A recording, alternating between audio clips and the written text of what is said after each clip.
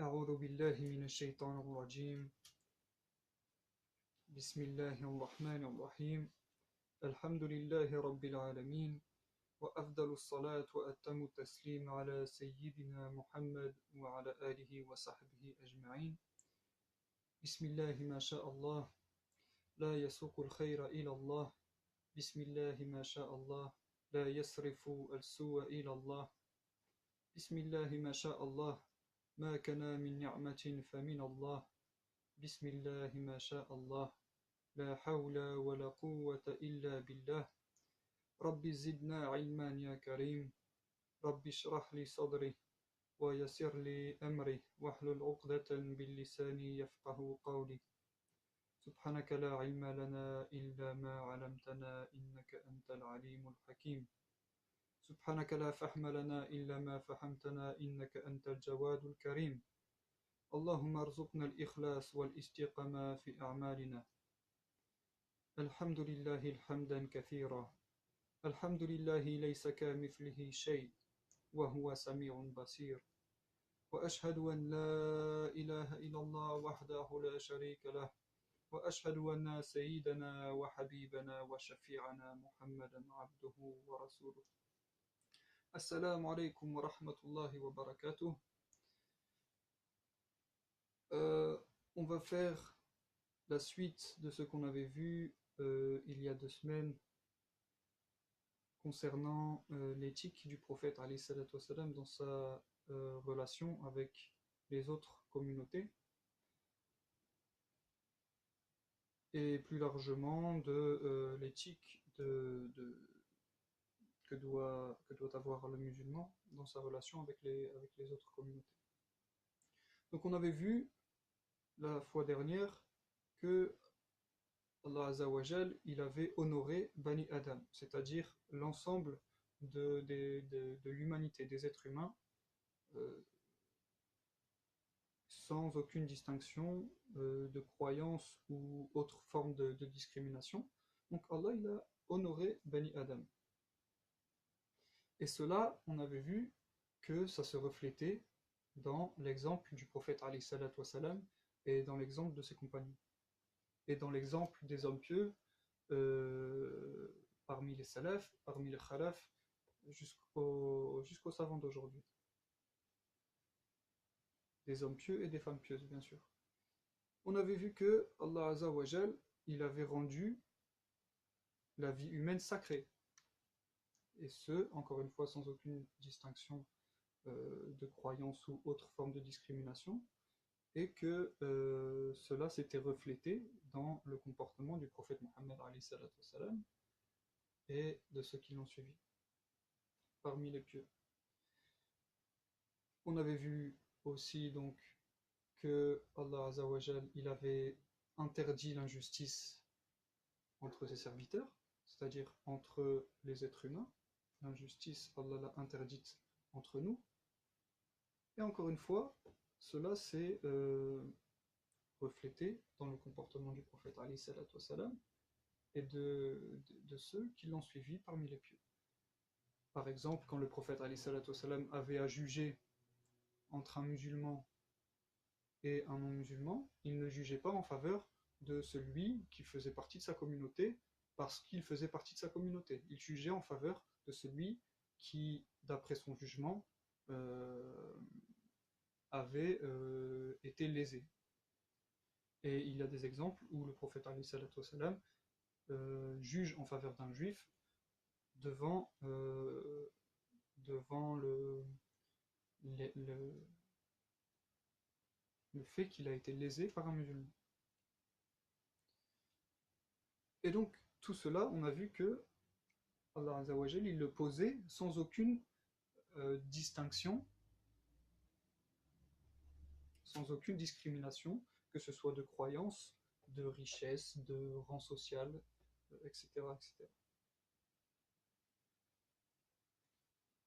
On avait vu également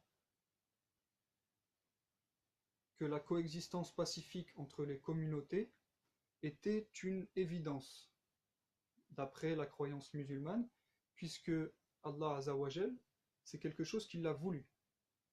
Allah, dans un verset, il dit que s'il l'avait voulu, il aurait fait de toutes les communautés une communauté unique, mais qu'il en a voulu autrement, puisqu'il a fait de toutes les communautés des communautés divergentes. On avait vu donc euh, puisque la communauté, puisque les communautés sont divergentes et que donc en découle une coexistence pacifique entre elles, on avait vu que le relationnel donc du musulman avec les autres, selon l'exemple du prophète Ali salatu wassalam, n'était pas de rechercher à faire plier l'autre sous ses idées, à faire à chercher à convertir ceux qui ne pensent pas comme moi à mes idées. Et que le point dans le relationnel se trouvait ailleurs, c'est-à-dire que le musulman et la musulmane doit être dans l'effort d'exposition de sa croyance, du message du prophète alayhi salatu wassalam, et c'est d'ailleurs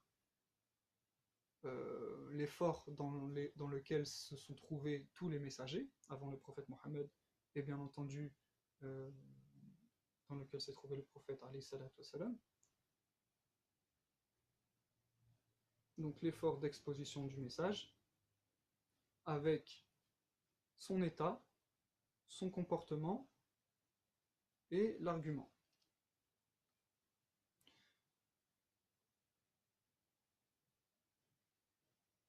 On avait fini là-dessus en disant que euh, cet appel, cette exposition du message, il devait être empreint d'une douceur. On avait vu que Allah Azza wa Jal, il demande à Moussa alayhi salam de parler à Pharaon, celui qui est considéré comme comment on appelle ça, c'est l'inverse, c'est le prototype de l'inverse de ce que Dieu attend de son serviteur. Pharaon, il a fait exactement l'inverse de ce que Dieu attend de son serviteur. Et Allah Azza wa Jal, il demande quand même au prophète devant lequel il l'a envoyé de lui parler avec douceur et avec gentillesse. Et Allah Azza wa Jal se qualifie principalement sous ses qualités, sous ses noms que sont Ar-Rahman ou Ar-Rahim ou d'autres noms qui vont dans ce sens, Al-Halim, etc. Qu'il a envoyé le prophète Mohammed alayhi salatu wassalam illa rahmatan lil alamin, c'est-à-dire que pour être une miséricorde pour les mondes, lil alamin, pas lil muslimin ou lil mu'minin, pour les mondes entiers, sans distinction. Donc bien entendu, les musulmans qui se prétendent vouloir suivre l'exemple du prophète Mohammed alayhi salatu wassalam, lorsqu'ils doivent se montrer doux, miséricordieux, pardonneur, subtil, avenant, etc., ce n'est pas qu'avec les musulmans, mais bien avec l'ensemble des humains avec lesquels ils vivent autour d'eux.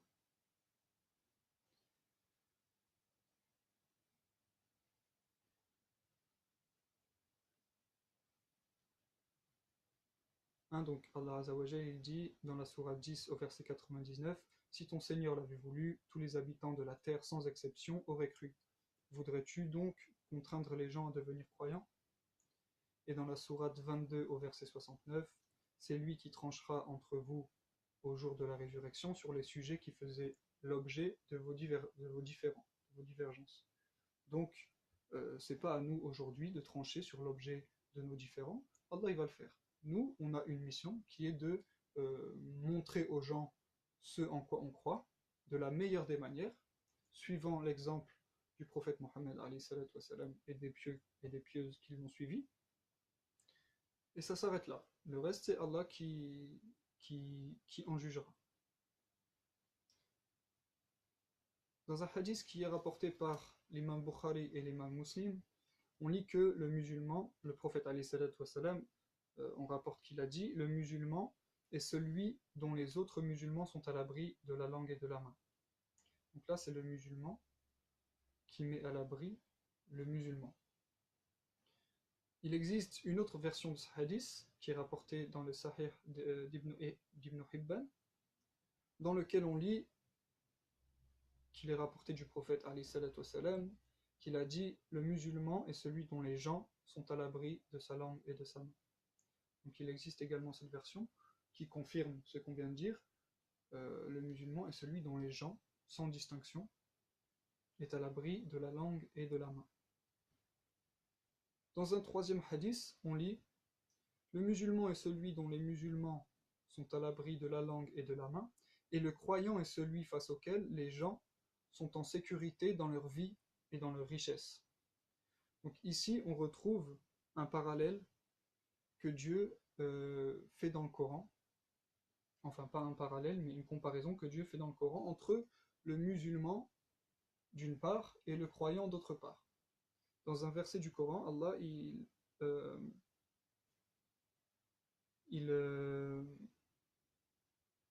il demande au prophète, lorsqu'il reçoit un groupe de bédouins qui viennent témoigner de leur foi devant le prophète Mohammed, alayhi salatu wassalam, Allah il dit au prophète, dis-leur, ô vous les bédouins, ne dites pas que vous êtes croyants, mais dites plutôt que vous êtes musulmans, parce que la foi n'a pas encore pénétré vos cœurs.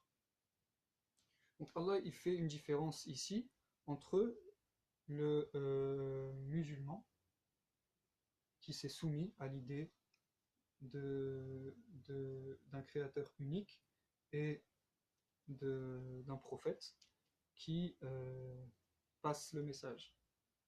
Mais il ne s'est pas encore, on va dire, purifié de certaines parties de son ego qui lui permettent de laisser rentrer la lumière de la foi dans son cœur. Et donc dans ce hadith, on voit que le musulman, au niveau où il en est, il parvient à, ou alors on attend de lui qu'il arrive à mettre à l'abri les autres musulmans de sa langue et de sa main. Et le croyant, lui, il en est au degré où il arrive à mettre les gens sans aucune distinction, donc maintenant, de croyance, à l'abri de lui-même. Alhamdulillah. Donc on voit qu'il est attendu aux musulmans de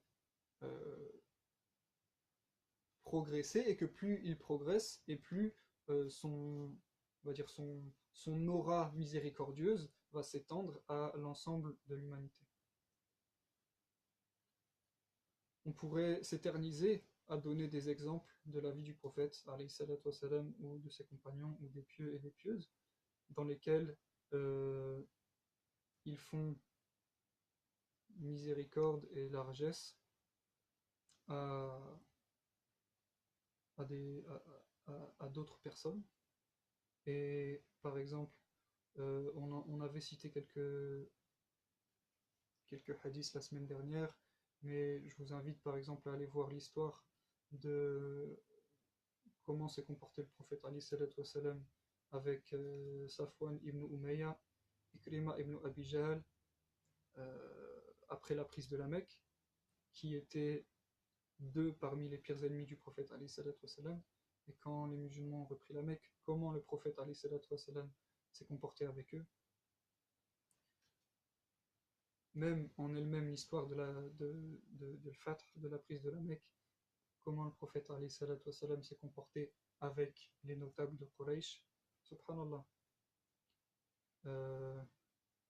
L'histoire où le prophète alayhi salatu wassalam,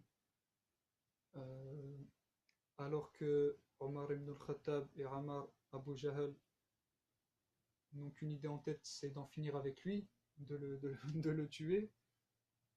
Lui, il est réveillé pendant la nuit et invoque Dieu pour leur guider, pour leur bien. Comment le prophète alayhi salatu wassalam également s'est comporté avec les notables et les juifs de Khaybar après cet épisode. Mashallah. Il y a énormément d'épisodes dans lesquels on peut avoir une illustration de tout cela. Mashallah.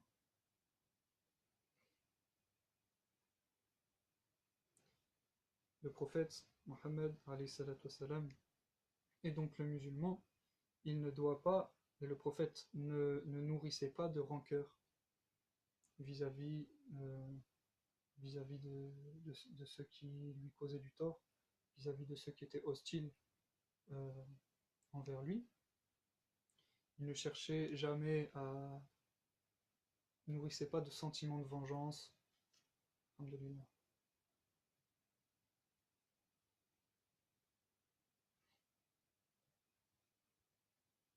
Tout ce qu'il cherchait à faire, c'était de faire rentrer l'amour de la foi dans le cœur de, euh, des gens qui vivaient autour de lui. Il est rapporté dans un hadith de Bukhari, l'imam Bukhari, qu'Allah soit satisfait de lui, où le prophète a dit: ma position par rapport aux gens est celle qui, lorsqu'un feu est allumé et, et brille dans les alentours, les papillons et les bestioles, les petites bestioles, ils sont attirés et ils tombent. Alors un homme se met à les écarter, mais ils ont le dessus sur eux et la plupart d'entre eux s'y précipitent. Et le prophète il est comme cet homme, il cherche à retenir les gens qui se précipitent dans le feu. Il parvient à en sauver quelques-uns, mais la plupart y tombent. Donc le prophète son souci il est là, subhanallah. Même si Allah Azzawajal il lui dit que c'est le verset 56 de la sourate 28. A'udhu billahi minash shaitanir rajim. Innaka la tahdi man ahbabti walakin Allah yahdi man yasha. Certes, tu ne guides pas qui tu aimes, qui tu aimerais guider, mais c'est Allah qui guide qui il veut. Et Allah il lui dit que il se peut que tu te consumes de chagrin parce qu'ils ne deviennent pas croyants, mais ne te laisse pas t'attrister pour eux, car Dieu sait bien ce qu'ils font. Donc le prophète, même si Allah il lui dit, il ne peut pas s'empêcher que de ressentir de la tristesse vis-à-vis de l'état d'éloignement des personnes vis-à-vis d'Allah Azzawajal, vis-à-vis de la foi, vis-à-vis de l'islam, vis-à-vis du bon comportement. Alhamdulillah. Mashallah. Donc, alhamdulillah, on demande à Allah Azzawajal de bénir la communauté du prophète Mohammed, de faire en sorte que le comportement du prophète soit notre comportement, de faire en sorte que les soucis du prophète soient nos soucis, de faire en sorte que les désirs du prophète soient nos désirs, de faire en sorte que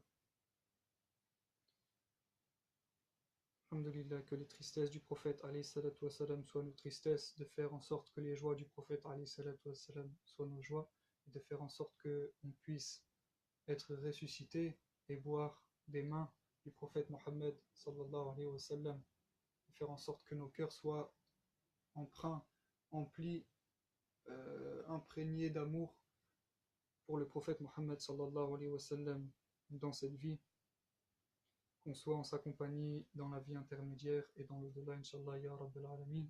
Subhanaka Allahumma wa bihamdika wa ashhadu an la ilaha illa ant astaghfiruka wa atubu ilayh. Subhana rabbika rabbil izzati amma yasifun wa salamun ala al-mursalin walhamdulillahi rabbil alamin. Amina ya Allah ya Karim.